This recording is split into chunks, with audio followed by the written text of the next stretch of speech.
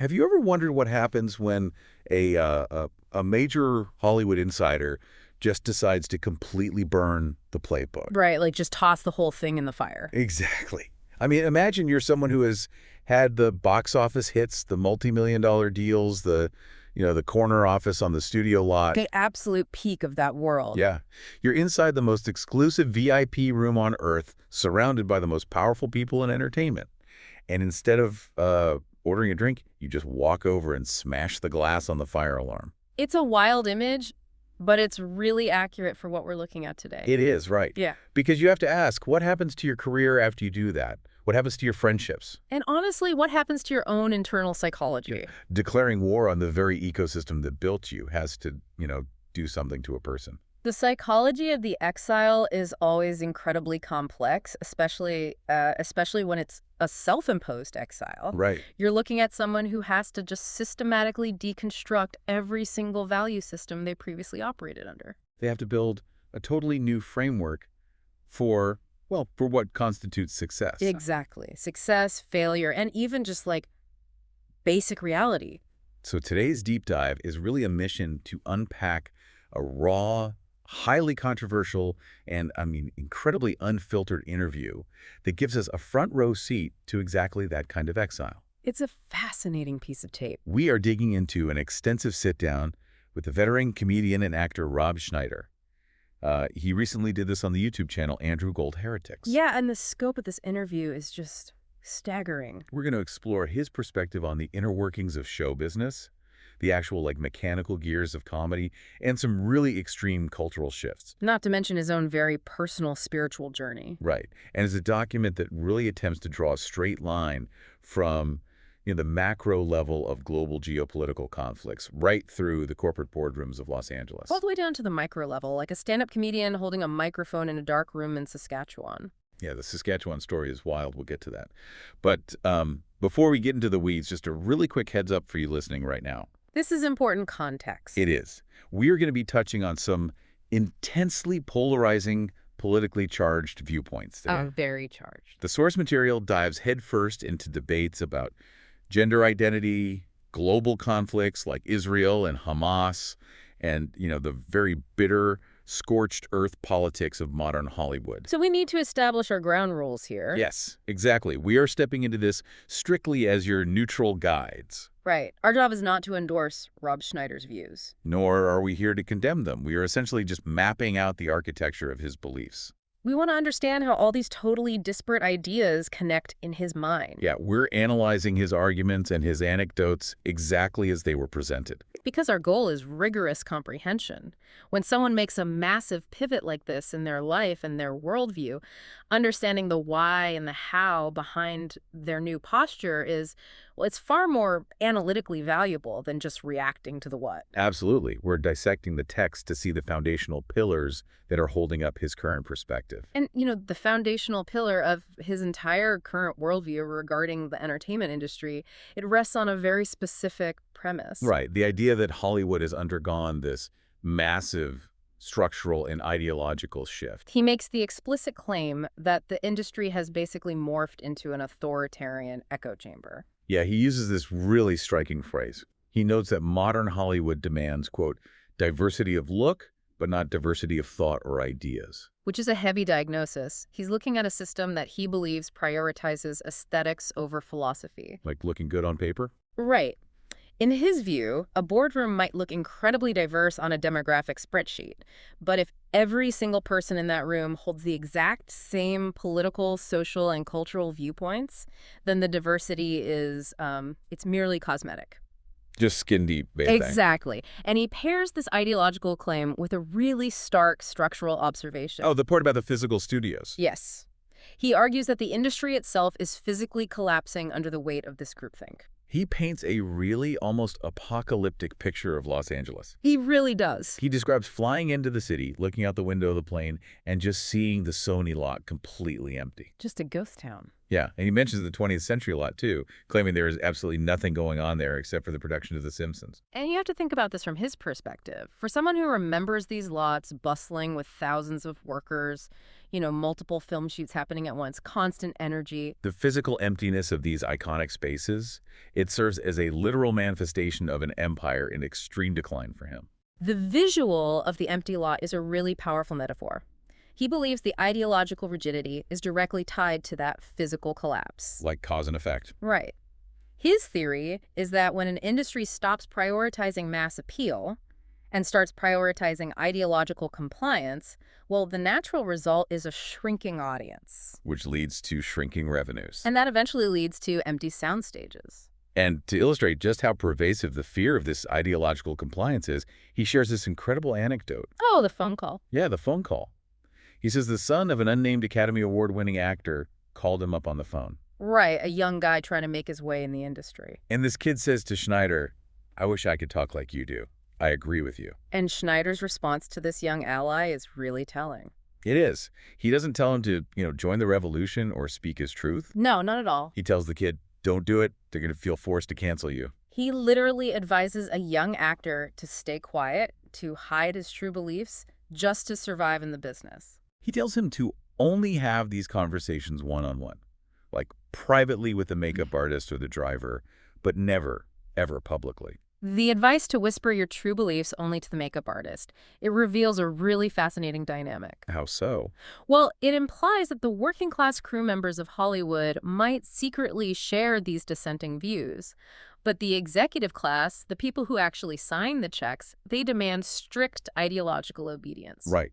The bosses won't tolerate it, but the crew gets it. Exactly. And what's deeply provocative here is the historical framing Schneider applies to this dynamic. Yeah, he reaches way back for this one. He goes back to the 1950s, to the era of the Hollywood blacklist, but he flips the traditional historical narrative entirely on its head. He goes to a place that most Hollywood histories consider completely untouchable. Completely taboo. He states unequivocally that Senator Joe McCarthy was, quote, 1,000% right. Which is a stunning claim. Just for a bit of context, for anyone listening who might be rusty on their mid-century history, McCarthy was the face of the Red Scare. Right. He led those aggressive government tribunals to root out supposed communist sympathizers in the United States. Which resulted in the famous Hollywood blacklist, where actors and writers had their careers completely destroyed for their political affiliations. And the mainstream historical consensus views McCarthyism as a really dark period, a time of paranoia and gross overreach.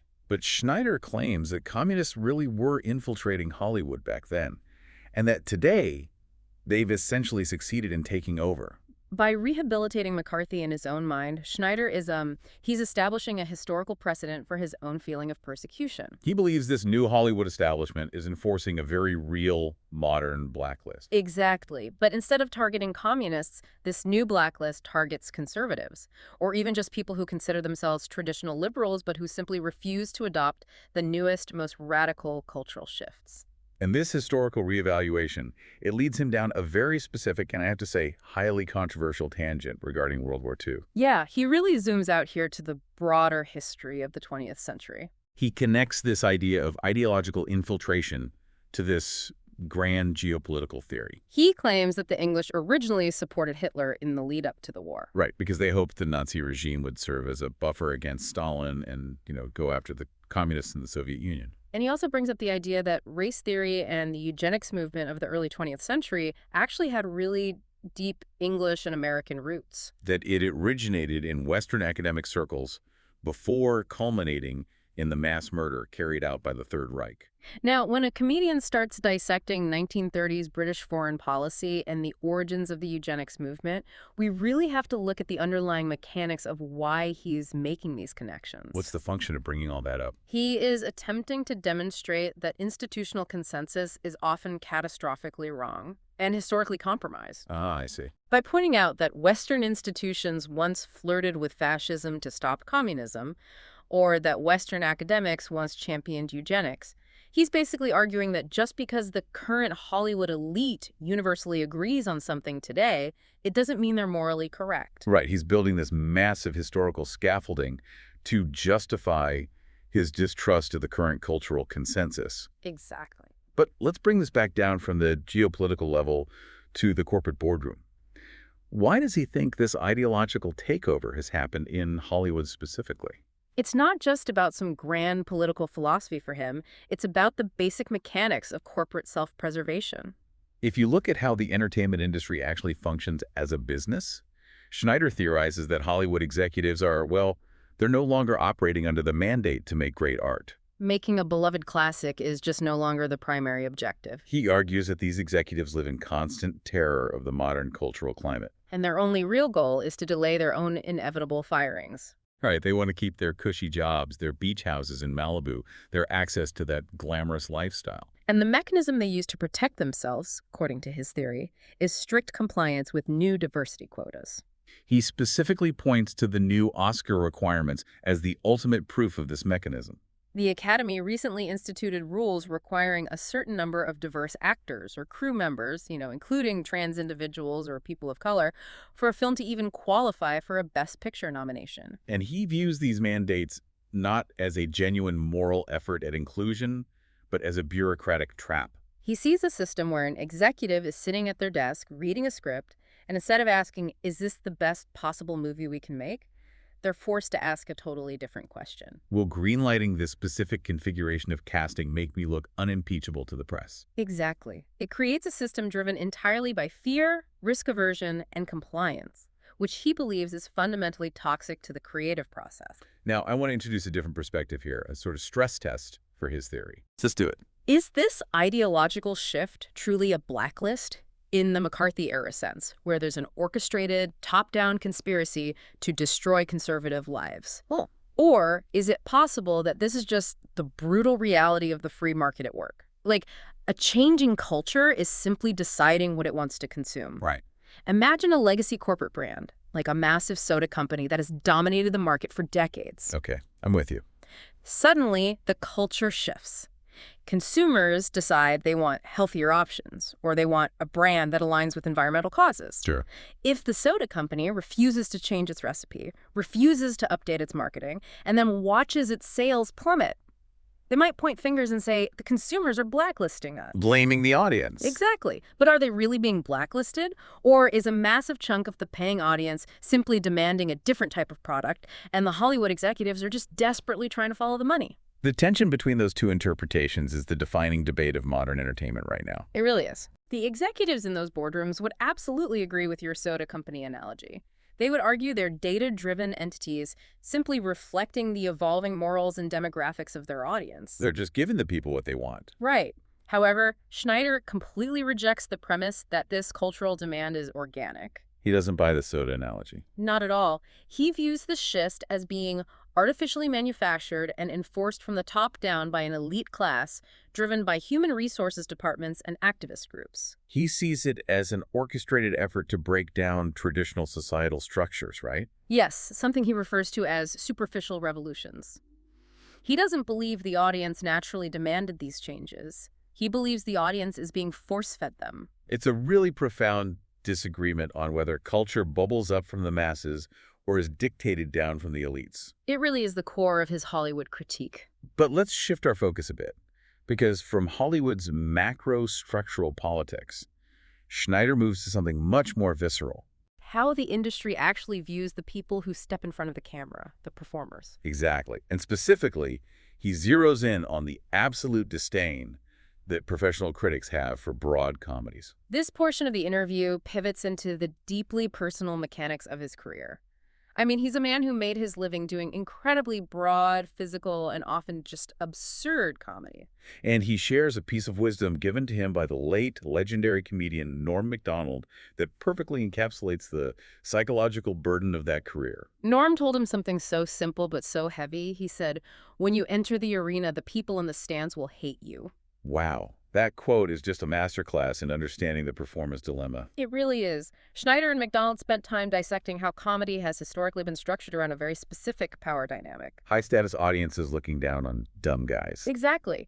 If you look at the architecture of classic comedy, the Three Stooges, Laurel and Hardy, Abbott and Costello, the entire mechanism relies on the audience feeling intellectually or socially superior to the people on screen. The audience gets to sit in the dark, look at the screen, and subconsciously think, my life might be a mess, my boss might yell at me, but at least I'm not that idiot getting hit in the face with a frying pan. Right. The comedian actively absorbs the indignity so the audience can experience a temporary elevation in status. But that dynamic isn't just limited to the everyday audience, is it? No, it is magnified tenfold when it comes to professional critics. Schneider tells this absolutely fascinating story about the director James Cameron right before the movie Titanic came out. Oh, this is a great anecdote.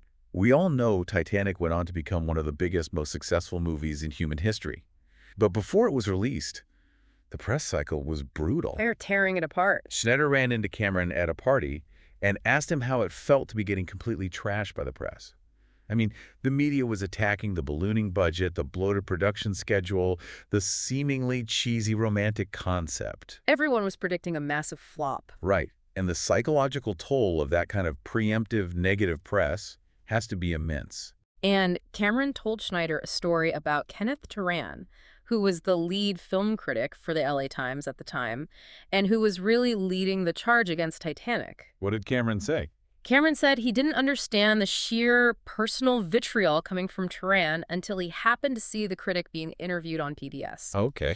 Cameron looked at Turan, who Schneider describes rather bluntly as a, pudgy, unhappy-looking guy, and Cameron had this sudden epiphany. He realized, oh, that's why the guy hates me. I would hate me too if I was that guy. I mean, it sounds incredibly harsh, almost petty on the surface. It does. But it ties into a much deeper psychological archetype regarding how critics view art and how they view themselves. Right. Schneider says the director of the critically acclaimed dramatic film In the Bedroom once pulled him aside and explained this dynamic perfectly. The director told Schneider, look, the critics are never going to like you. And when Schneider asked why, the director explained that critics, generally speaking, identify with depressed, self-loathing, tortured characters. The specific archetype the director brought up was the late Philip Seymour Hoffman.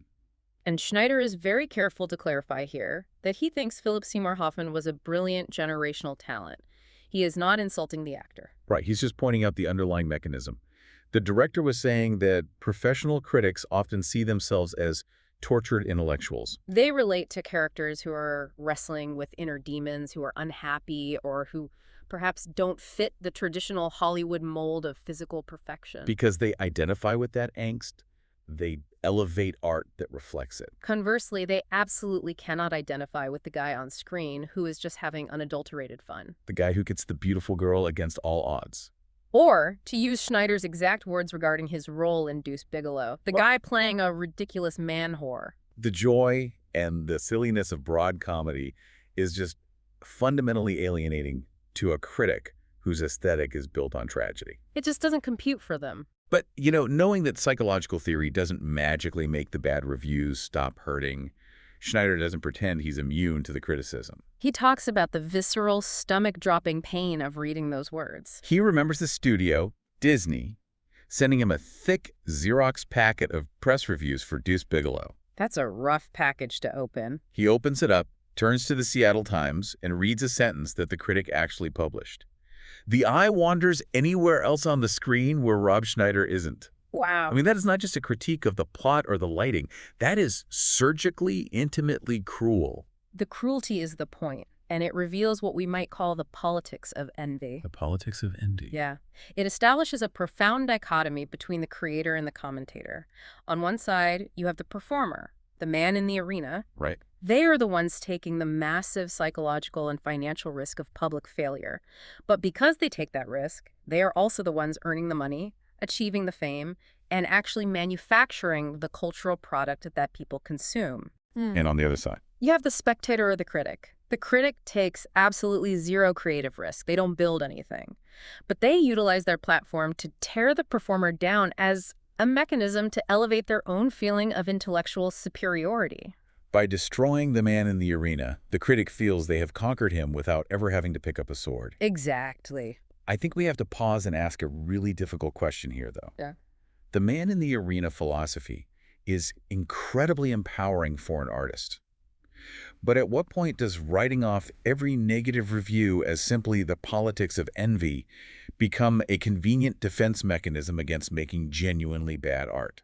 That's the trap, isn't it? If every time a critic pans your movie, you tell yourself they're just jealous they aren't in the arena, how do you ever maintain quality control? How do you know if your movie is actually terrible? That is the glaring blind spot of that entire philosophy. If you completely inoculate yourself against criticism by diagnosing the critic with a personality defect, envy, depression, physical insecurity, you destroy your own feedback loop. You risk surrounding yourself with yes men and losing touch with the audience. However, if we look specifically at Schneider's argument, his point seems to be slightly more nuanced. How so? He's suggesting that the criticism of his specific genre, broad, slapstick, silly comedy, is inherently broken because the critics are applying the wrong rubric.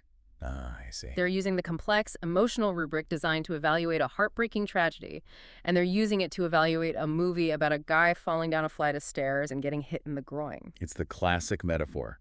They are judging a fish by its ability to climb a tree. Precisely. So, if you accept that the critics hate you and you've decided their entire rubric for judging your art is fundamentally broken, how do you actually survive in the industry? How do you perfect the craft of comedy without their feedback? Right.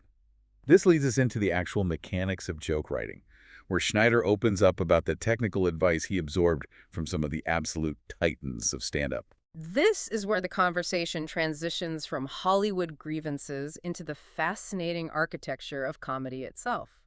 He starts by detailing his observations of Jerry Seinfeld, who Schneider clearly reveres as a master technician of the form. He describes going to watch Seinfeld perform in a comedy club in San Francisco back in the 1980s. He talks about Seinfeld's set with the kind of awe an engineer might have looking at a perfectly designed suspension bridge. He says Seinfeld's set was completely flawless. Not one single syllable was out of place.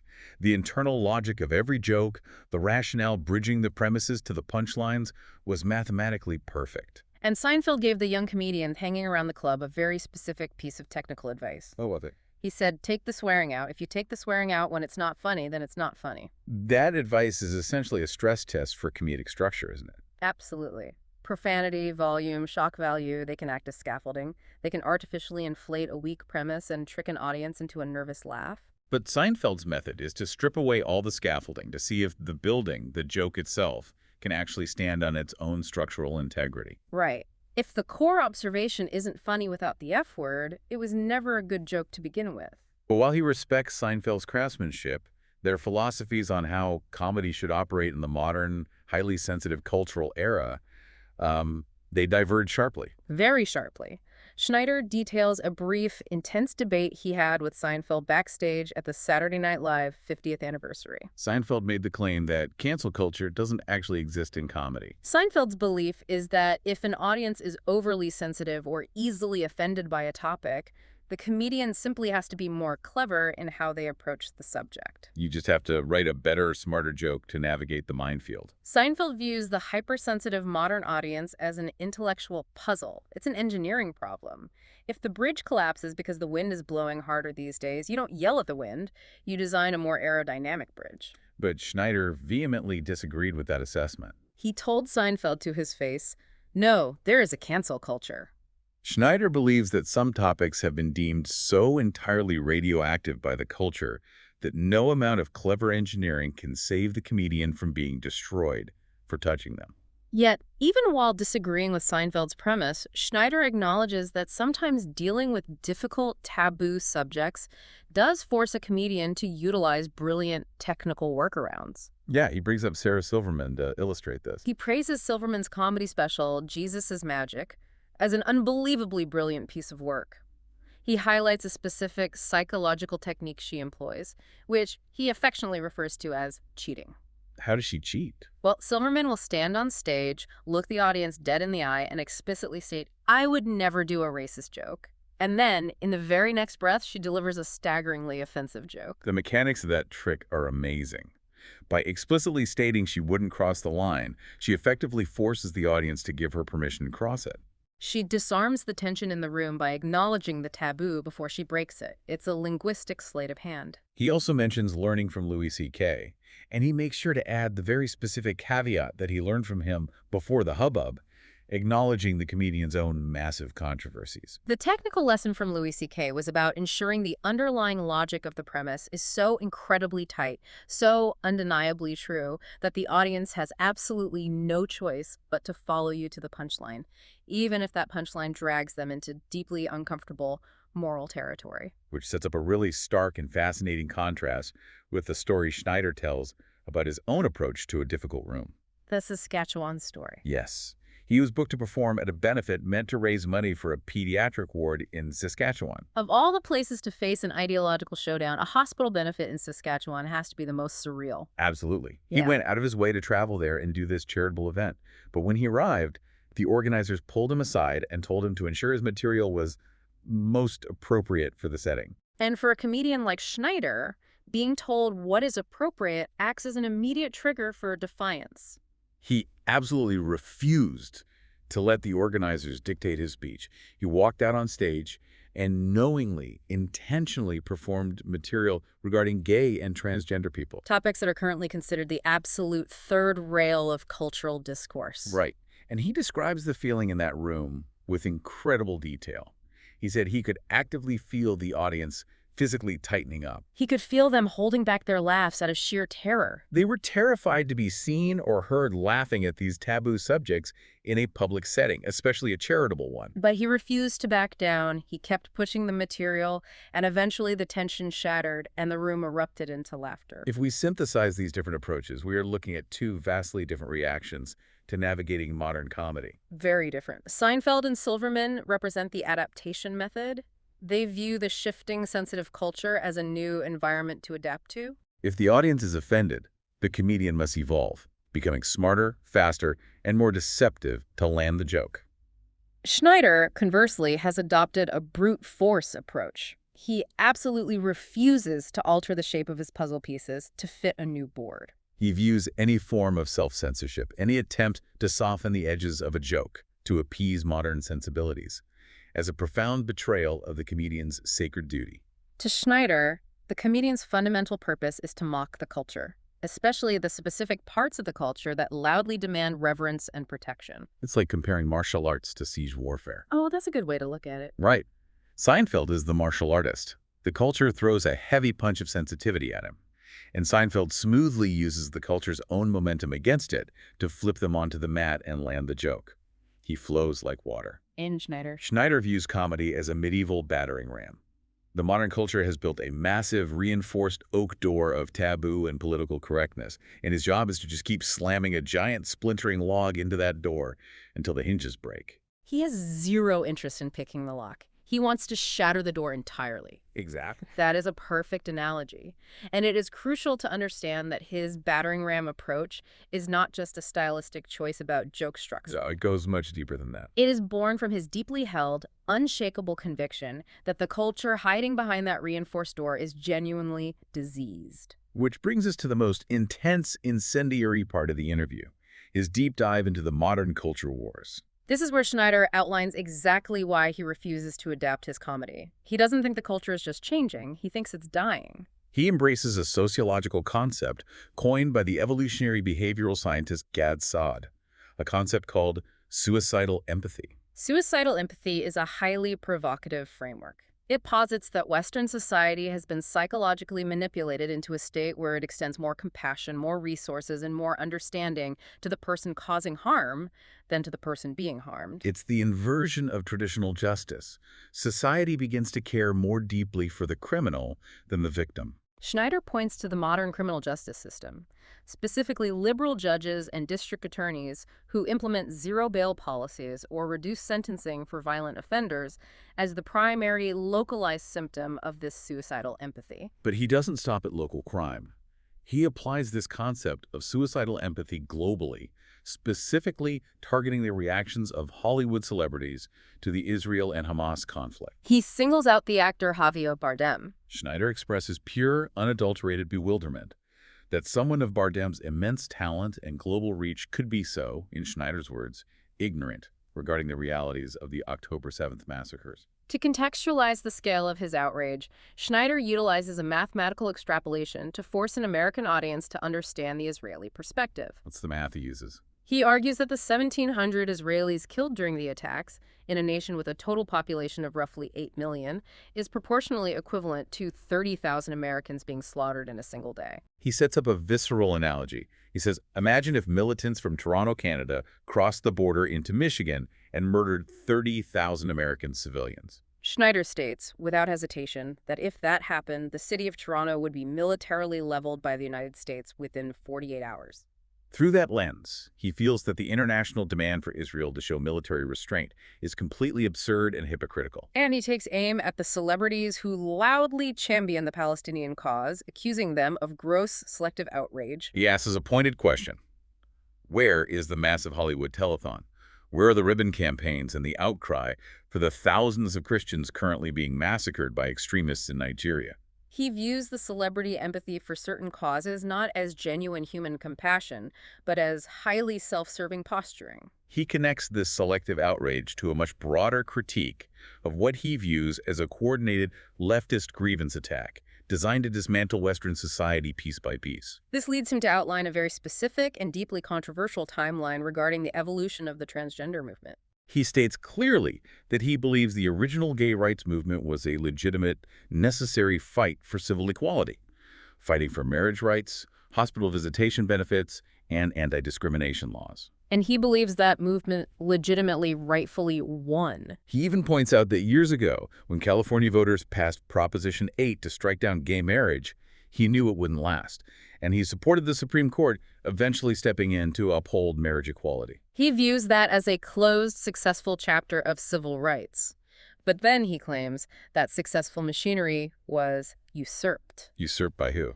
Usurped by a massive complex of NGOs, non-governmental organizations, and civil rights lawyers. Wow. The theory here is that once gay marriage was legalized, massive fundraising apparatuses and legal careers that were built on the fight for equality suddenly found themselves without a dragon to slay. To keep the money train going, to justify their continued existence and funding, he argues they needed to invent a new frontier of civil rights. In his view, the modern trans movement is largely a manufactured grievance designed by envious people and bloated organizations to disrupt traditional societal norms and grift off the legal and medical systems. And he gets incredibly specific and graphically intense regarding the medical interventions currently being provided to transgender youth. He completely rejects the mainstream medical consensus that puberty blockers are a harmless way to simply pause development.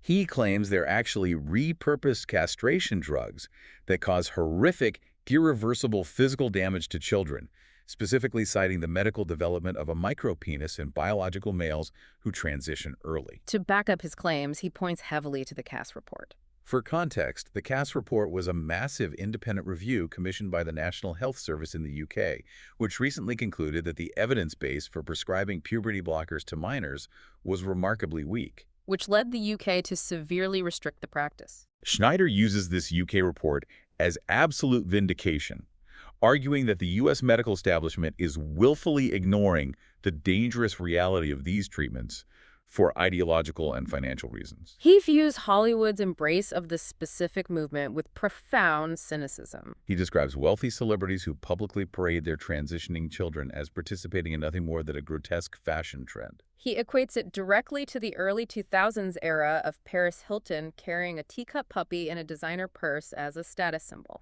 He claims that treating your child's gender transition as a red carpet accessory has simply replaced the older Hollywood fad of adopting babies from African nations to show off your humanitarian credentials. To Schneider, it is all an exercise in pathological narcissism, treating human lives as props to signal virtue. It is an incredibly brutal assessment of his peers. It really is. And all of this anger, this feeling that the culture is spiraling into narcissistic madness, it culminates in his most provocative and alarming statement on social dynamics. He says that to fix this, society needs to bring bullying back. He does attempt to qualify this slightly. He clarifies that he doesn't want to see kids getting physically beaten up in the hallways just for being gay or for being naturally effeminate. But he genuinely views bullying, and he specifically evokes the imagery of the wedgies and swirlies from his own 1982 high school experience as a necessary rough-and-tumble corrective mechanism. He believes it is required to stop what he calls narcissistic failed male athletes from attempting to enter female sports spaces. He essentially sees physical shaming and peer-enforced humiliation as a vital tool to enforce biological reality when the institutions fail to do so. We have to pause here. This is a massive amount of incredibly heavy, highly contentious material. As analysts, what is the underlying thread connecting all of these explosive views? How does the comedian go from talking about joke structure to advocating for high school swirlies to stop global social contagion? The underlying thread that binds this entire worldview together is Schneider's absolute conviction that Western civilization is currently under an active, coordinated attack by what he calls a superficial revolution. Oh. Whether he is looking at the breakdown of the nuclear family, the shifting of gender norms in pediatric medicine, or the geopolitical conflicts in the Middle East, he sees a unified effort to destroy a culture that he believes is fundamentally good. He views Western culture as the system that gave humanity the rule of law, the moon landing, and Monty Python. And he views the empathy championed by modern Hollywood not as actual compassion, but as suicidal vanity. It is a narcissistic desire to merely look like a good, progressive person to your peers, even if your policies actively cheer for the destruction of your own society's foundations. This is exactly why we established our roles as neutral guides at the beginning of the show, because we have to map out this territory without endorsing it. But in mapping it out, I want to pose a critical structural question about his philosophy. Go ahead. Schneider claims that his overarching fight is against the cruelty of an authoritarian Hollywood system and against an evil, destructive ideology. Yet his prescribed solution to stop this social contagion is to actively encourage cruelty at the ground level, to literally bring back bullying, swirlies, and physical shaming. That's quite the leap. Is there not a fundamental, glaring contradiction in demanding grace, freedom of expression, and tolerance for oneself, while simultaneously prescribing the toilet bowl for those you disagree with? Can you genuinely fight supposed societal intolerance with literal physical intolerance? It is a profound contradiction, and it perfectly highlights the zero-sum, apocalyptic nature of modern culture wars. How so? When an individual truly believes that the stakes of the argument are not just about tax policy or movie reviews, but about the literal survival of civilization and the safety of children, the traditional rules of engagement evaporate. In the mind of the combatant, extreme threats justify extreme countermeasures. Hypocrisy becomes a secondary concern to survival. Which brings us to the very real, very human cost of being a combatant in that kind of war.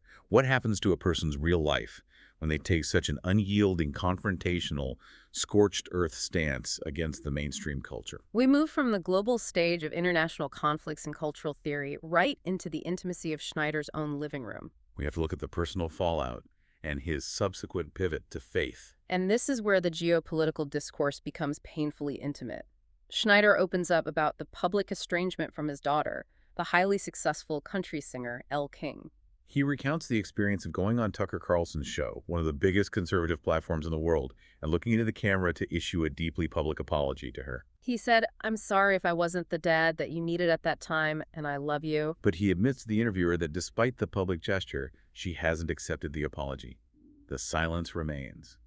Still, he insists the door is always open on his end, waiting for her. What happened immediately after that Tucker Carlson interview is what truly shocked him, and it speaks to a broader cultural wound. He describes receiving a massive, overwhelming outpouring of messages from parents and grandparents all across the country. He realized in that moment that this painful estrangement wasn't just his own personal, isolated family tragedy. He diagnoses it as a national endemic. He sees a massive wave of kids going off to college, being indoctrinated by the ideologies he despises, and returning home only to completely cut ties with their families over political divides.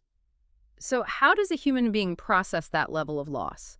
You have the complete rejection by the industry that made you rich, the constant vilification by the mainstream press, and the heartbreaking estrangement from your own flesh and blood. Where do you put all that pain? For Schneider, he processes it through a massive, life-altering pivot toward faith.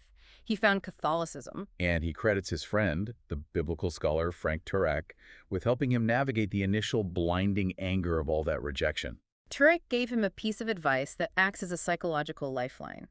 He told Schneider, "Bitterness is a pill that we give ourselves." Schneider had to reach a point where he realized that holding on to the anger raging against Hollywood and the critics, was only poisoning him. He had to let go of the bitterness, not as a favor to the people who hurt him, but as a necessary step for his own spiritual and psychological survival. He shares this incredibly profound story about an interaction with an Arizona priest named Father Mike Passo. Schneider was in the process of studying Catholicism, trying to understand the mechanics of grace, and the priest gave him this stunning piece of imagery. He told Schneider, "Even the cold air that the baby Jesus suffered the night of his birth is enough for your salvation." It is a staggering theological concept when you sit with it. It really is. The idea that just the tiny, seemingly mundane physical discomfort of a cold breeze hitting the infant Christ in the manger was, in and of itself, a sacrifice potent enough to forgive an entire human lifetime of sins. Schneider describes this realization of infinite, entirely unearned generosity as completely life-changing. It was the key that unlocked his psychological cage.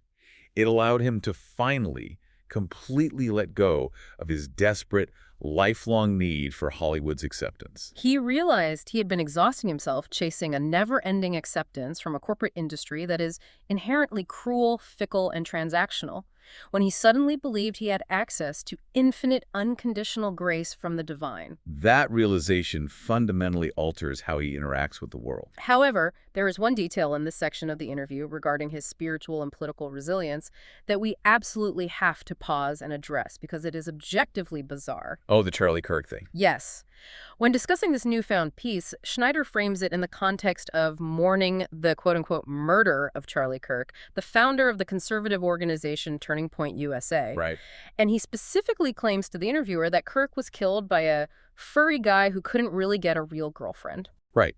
Which requires an immediate, screeching halt factual reality check for our listeners. Charlie Kirk is not dead. He is very much alive. So as analysts, we are suddenly looking at a piece of source material that is veered sharply from subjective political opinion or theological interpretation into a completely fabricated or perhaps hallucinated narrative event. But the analytical question isn't just pointing out that the claim is wildly false. The deeper question is why this specific, extreme narrative is operating as truth in Schneider's worldview. Why adopt a literal alternate reality? It is a fascinating psychological phenomenon. When an individual is deeply entrenched in a culture war, feeling constantly besieged by forces they believe are trying to destroy civilization, the feeling of persecution can sometimes become so intense that it actually overwrites factual reality. The brain requires martyrs to justify its defensive posture. Whether he confused a bizarre internet rumor for fact or a piece of hyperbole mutated in his memory into a literal event, he is using the imagined martyrdom of Charlie Kirk to validate his own feelings of being under attack. He mourns Kirk deeply in the text, praising him not as an imperialist seeking to conquer others, but as a Christian and a nationalist who simply wanted to protect his country's borders and culture from the decay we discussed earlier. Schneider uses this imagined tragedy to highlight a piece of advice Kirk used to give his audience. Just ask your audience for 1% more courage. Have that one extra difficult conversation, even if it costs you. If we synthesize this entire personal journey, we see how Schneider's spiritual pivot is the ultimate, bulletproof answer to his earlier crippling anxieties about status and critics. When the Academy Awards, the cushy studio jobs, the good reviews in the Seattle Times, and even the closest family ties are stripped away or broken, faith becomes the indestructible anchor. He frames the concept of forgiveness entirely differently now, not as an admission of defeat to a political enemy, but as a gift of peace you give entirely to yourself. It makes me think of an analogy. Imagine a deep-sea diver who is tethered to a massive boat on the surface. That boat is Hollywood, the mainstream culture, the awards, the money. Suddenly, the tether snaps. By all conventional logic, the diver should panic, run out of air, and drown in the freezing darkness. But instead of drowning, he sinks to the bottom and discovers a completely different, thriving ecosystem on the ocean floor. He finds his faith, he finds a massive new conservative audience that loves him, and he finds internal peace. He doesn't need the boat on the surface anymore because he learned how to breathe underwater. That is a very apt, beautiful way to visualize the transition. But that survival begs the practical question. What does daily life actually look like in this new underwater ecosystem? Does he just sit on the ocean floor and pray? Or does he still possess the drive to create art and make people laugh? Which perfectly transitions us to our final area of exploration. Because despite being in what he explicitly calls the Siberia of the entertainment industry, out in the frozen wasteland of cancellation, Schneider hasn't been entirely abandoned by his peers. And he certainly hasn't stopped working. Exactly. The interview highlights two massive, undeniable figures in Hollywood who showed him profound, career-risking loyalty. First, he talks about the legendary director Quentin Tarantino. Schneider tells the story of his comedy The Hot Chick getting absolutely crushed at the Christmas box office.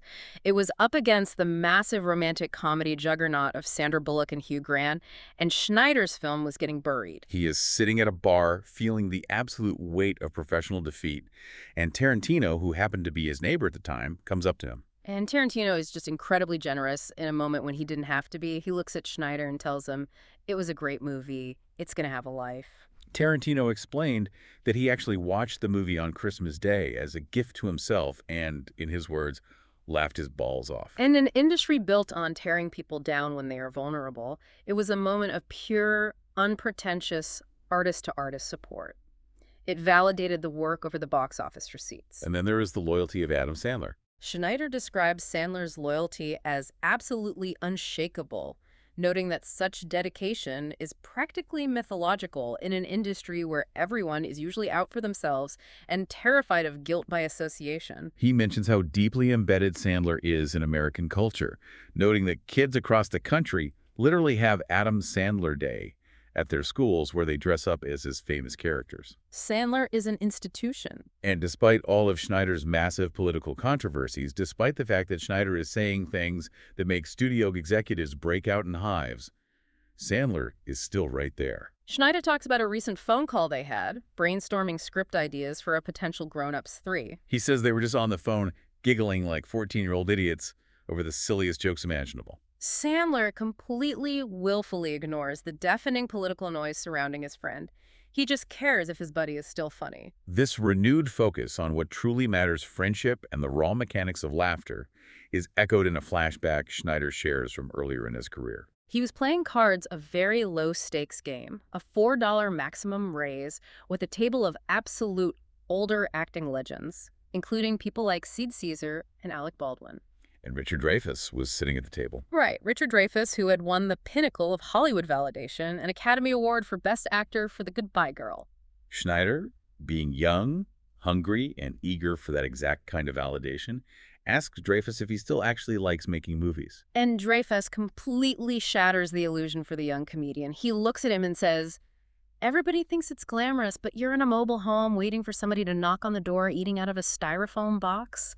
How's that glamorous?" Dreyfuss also went out of his way to warn Schneider about the incredibly fleeting, hollow nature of awards and critical validation. He talked about winning that Oscar in 1978, experiencing what he called a year-long love-in where everyone kissed his ring. But years later, the only thing that actually stuck in his memory was hearing the notorious critic Rex Reed say on television that 1978 was simply a weak year for the Best Actor category. The validation is a mirage. The criticism is the only thing that leaves a scar.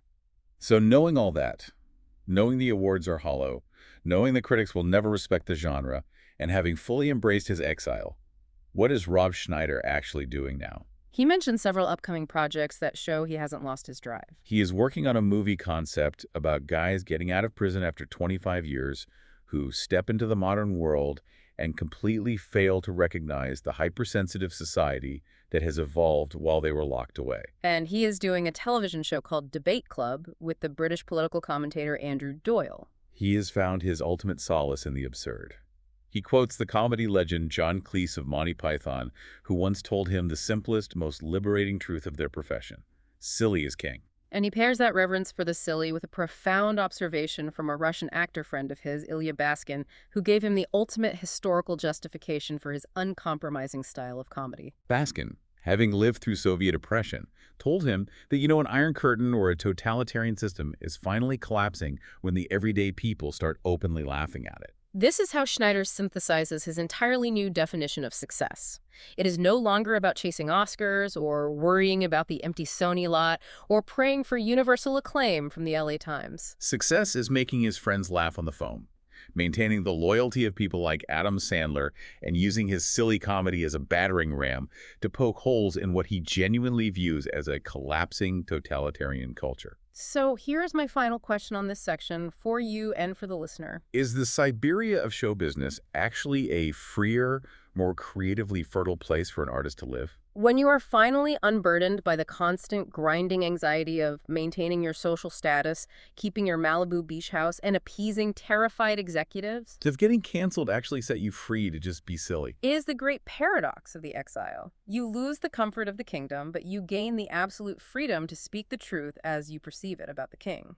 The fear of falling is gone because you have already hit the ground and realized you survived. Okay, let's bring this massive journey all together. We have covered an incredible amount of territory today. We started in the glitz, the corporate boardrooms, and the deep structural insecurities of Hollywood. We marched through the absolute muddy trenches of the modern culture wars, looking at everything from the mathematics of international conflict to the intensely debated realities of gender identity in pediatric medicine. And we ended up in a deeply personal, quiet reckoning with family estrangement and a man's search for infinite grace through his newfound faith. It is a remarkable, chaotic trajectory. We have mapped a man's complete transition from seeking the laughter and validation of the masses to seeking the peace of his own conscience, completely regardless of the immense societal and professional cost. And we want to leave you, listening right now, with a final provocative thought to ponder on your own as you go about your day. Rob Schneider talks extensively and passionately about mainstream Hollywood being a closed ecosystem of thought,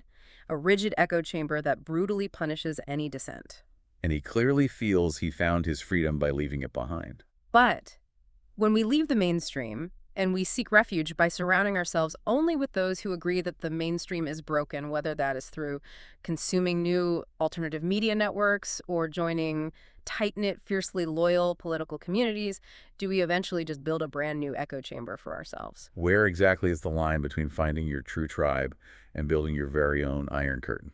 That is a question worth carrying with you. Thank you so much for joining us on this incredibly deep dive into the muddy waters of culture and comedy. Keep questioning the sources around you. Keep looking for the underlying mechanics of what people believe and why they believe it, and we will catch you next time.